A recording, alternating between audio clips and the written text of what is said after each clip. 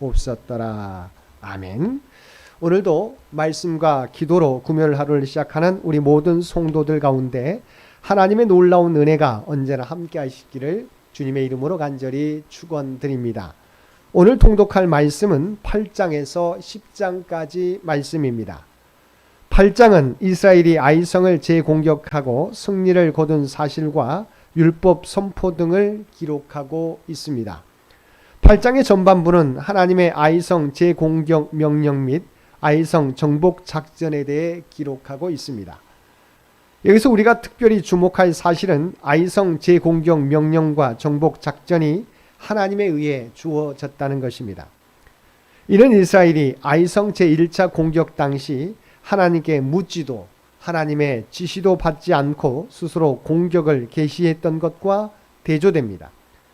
참으로 죄는 모든 것을 망치고 잃게 하지만 죄에서 돌이킬 때 하나님은 모든 은혜를 다시 회복해 주십니다.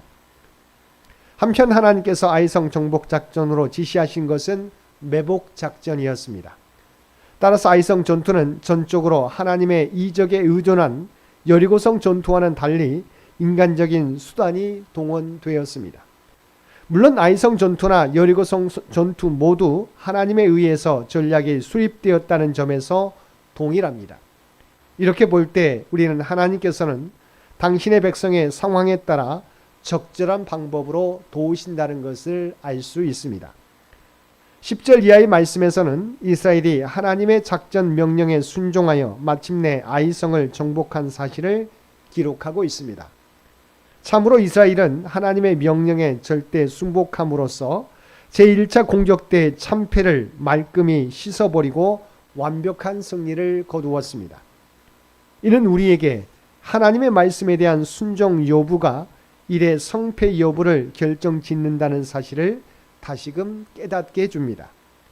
아울러 아이성과 그 왕의 비참한 종말은 죄악을 행하며 하나님과 그의 백성을 대적하는 자의 말로가 어떠한지도 확인해 줍니다. 9장은 이스라엘이 계속해서 가나안 정복 전쟁을 수행하는 과정에서 여호수아와 이스라엘 장로들의 실수로 이스라엘이 반드시 진멸해야 했던 가나안 7족속 가운데 하나인 히위 족속의 기본 거민들과 화친 조약을 맺게 된 사실을 보도하고 있습니다. 여기서 우리가 먼저 주목할 사실은 가나안 족속들의 군사 동맹입니다. 당시 가나안 땅에는 소위 가나안 7족속이라 불리는 족속들이 흩어져 살면서 때로는 연합하기도 하고 때로는 경쟁하며 공생하고 있었습니다. 근데 이스라엘이 하나님의 능력으로 요단강을 건넜다는 소식은 이들을 두려움에 빠지게 하였습니다. 더군다나 여리고와 아이성의 함락 소식은 그들을 더욱 불안하게 하였습니다. 이에 위기의식을 느낀 그들은 서로 군사동맹을 맺고 이스라엘을 대적하고자 한 것입니다.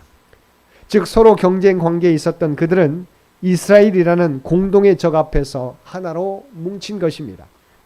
한편 이러한 절박한 상황 속에서 기본 거민이 취한 태도는 앞에 다른 가나안 족속들이 취한 태도와는 전혀 달랐습니다.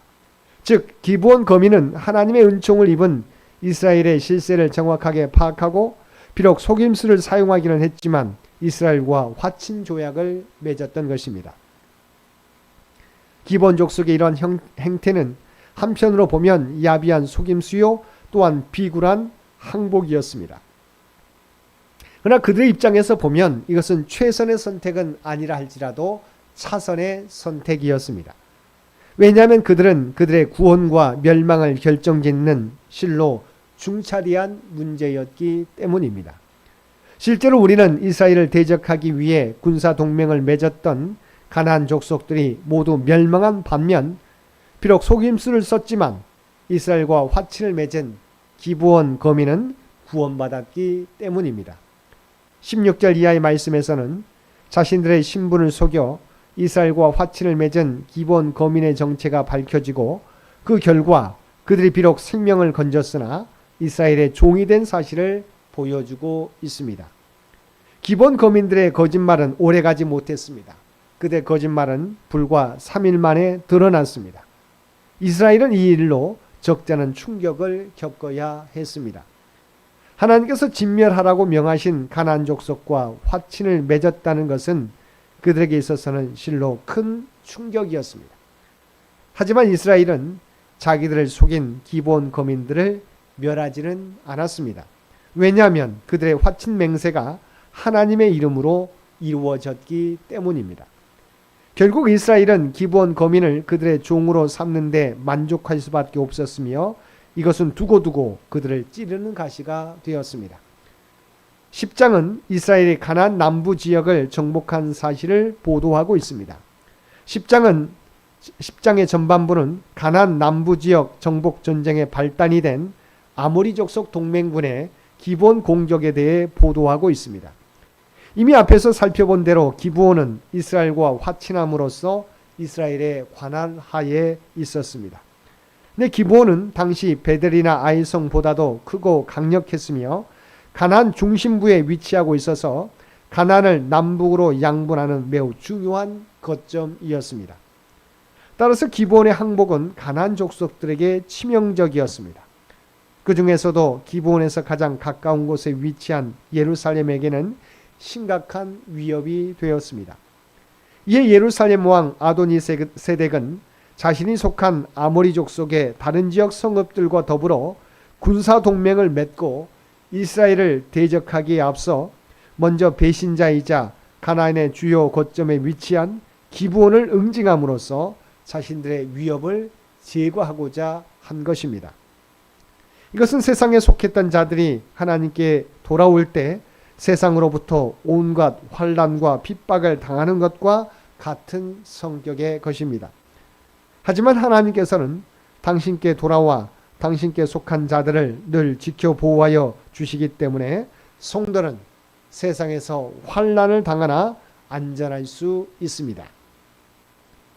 6절 이하의 말씀에서는 기브온의 구원 요청을 받고 출전한 이스라엘이 하나님의 초자연적인 역사로 아모리 족속 동맹군을 격파하고 대승을 거둔 사실을 보도하고 있습니다.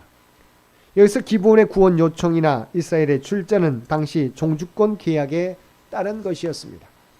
즉 양자 간의 계약을 맺으면 주권국은 반드시 종속국을 보호해 주어야 할 의무가 있고 종속국은 주권국의 보호를 받는 대신 매년 공물을 바치며 복종해야 될 의무가 있었던 것입니다. 그러나 이스라엘의 출전은 단순히 종주권 계약 때문만이 아니라 하나님의 섭리의 결과이기도 했습니다. 즉 하나님은 이번 기회를 가나안 중남부 정복의 결정적 계기로 만들어 주신 것입니다. 한편 우박 사건이나 태양과 달이 멈춘 사건은 하나님께서 이 세상 우주 만물을 주장하시는 전지전능하신 통치자이심을 드러내주는 사건입니다. 또한 태양과 달이 멈춘 이적의 결정적 요인이 하나님을 신뢰하고 간구한 여호수아의 요청에 의해 일어났다는 사실은 오늘 우리에게 하나님께서는 당신을 온전히 신뢰하고 순종하는 자에게 인간의 생각을 초월한 놀라운 은혜와 능력을 베푸신다는 것을 가르쳐 줍니다. 16절 이하의 말씀에서는 기브온을 공격했던 아모리 다섯 왕의 최후에 대해 기록하고 있습니다. 즉 본문은 자신들을 배신한 기브온을 응징하고 이스라엘을 대적하기 위해 동맹을 맺었다가 이스라엘에 의해 대피한 아모리 족속의 다섯 왕이 막게다 굴에 피신했다가 발견되어 비극적인 최후를 맞이한 사실을 보도하고 있는 것입니다. 28절 이하의 말씀에서는 이스라엘이 아모리 족속을 격파한 여세를 몰아서 가나안 남부 지역을 완전 정복한 사실을 보도하고 있습니다. 이런 본문의 기록에 의하면 이스라엘의 가나안 남부 지역 정복은 매우 손쉽게 진행된 것으로 여겨집니다. 물론 이스라엘의 본문에 나타난 지역들을 정복하는 데는 최소 수개월이 소요되었을 것입니다. 그럼에도 불구하고 본문이 이처럼 정복 과정을 간략히 소개하고 있는 것은 이스라엘이 이 지역들을 정복하는 데 있어서 큰 장애가 없었음을 시사해 주는 것입니다. 참으로 하나님께서는 이스라엘이 가나안을 정복해가는 전 과정 동안 이스라엘과 함께 하시며 친히 그들과 더불어 함께 싸워주심으로 그들이 가나안을 정복해 가는데 아무런 장애가 없도록 하셨던 것입니다. 사랑하는 성도 여러분, 한 사람의 죄가 온 이스라엘에게 영향을 미치는 것을 봅니다.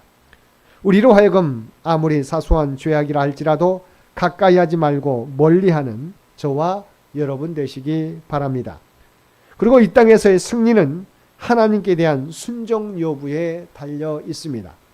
오늘도 하나님의 거룩한 백성으로 하나님의 말씀에 순종하며 하나님의 뜻을 이루며 살아가는 저와 여러분 모두가 되시기를 주님의 이름으로 간절히 축원드립니다. 함께 기도드리겠습니다. 사랑과 은혜가 충만하신 아버지 하나님, 하나님은 언제나 우리의 인도자 되심을 고백합니다. 우리의 삶과 행동이 하나님 앞에서 행하는 삶이 되게 하여 주옵소서. 죄에 대해서는 민감하게 반응하며 하나님의 말씀에 순종함으로 우리를 통하여 하나님의 구원의 역사가 나타나게 하여 주옵소서. 이 나라와 이 민족을 긍휼히 여겨주시기를 원합니다. 지금까지 우리 주님께서 지켜주신 것처럼 앞으로도 우리 주님께서 이 민족과 함께해 주시고 통치하시고 가장 복된 길로 인도하여 주옵소서. 백주년을 준비하며 나아가는 창현재단을 기억하여 주시고 우리의 모든 간구와 봉사와 헌신을 통해서 하나님이 계획하신 바를 이루어가게 하여 주시옵소서. 원로 장로님을 비롯한 모든 성도들을 눈동자와 같이 지켜 보호하여 주시기 원합니다. 특별히 환우들 가운데 함께해 주시어서 그들이 외롭지 않게 도와주시고 아버지 하나님 그들에게 놀라운 치유와 회복의 역사를 허락하여 주옵소서. 경제적으로 어려움 당하는 주의 백성들 가운데 그들의 필요를 아시지요. 아버지 하나님 날마다 그들에게 필요한 은혜를 풍성히 부어 주시옵소서. 우리 사랑하는 자녀들에게 믿음의 아버지 하나님 장성한 분량까지 자라가는 놀라운 역사를 허락하여 주시며 또한 그들에게 지혜와 능력을 부어 주시어서 그들에게 주신 꿈과 비전을 이루어가는데 부족함이 없게 하여 주시옵소서. 오늘 또 우리에게 복된 하루를 허락해 주신 것 진심으로 감사합니다.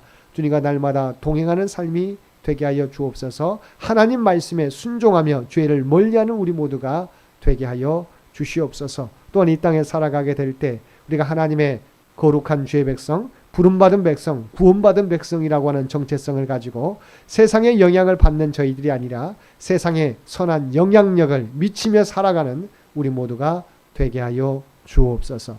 이 모든 간구 우리를 구원하여 주신 예수님의 이름으로 간절히 기도드리옵나이다.